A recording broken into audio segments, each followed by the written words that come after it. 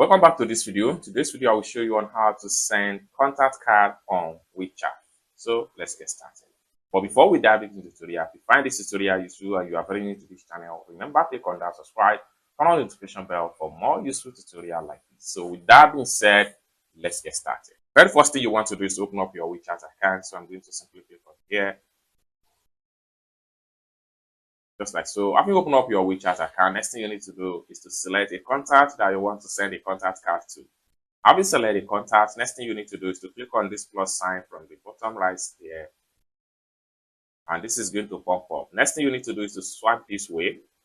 And then you have to simply look for contact card right here. So look for contact card. So click on that.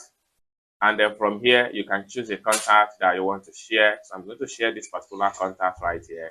Next thing you want to do is to simply click on send.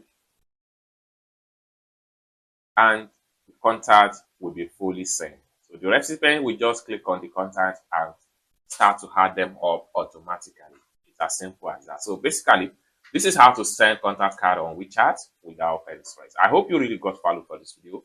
If you find this video useful, give this video a big like, and also remember to subscribe to the channel for more useful tutorial about WeChat stuff.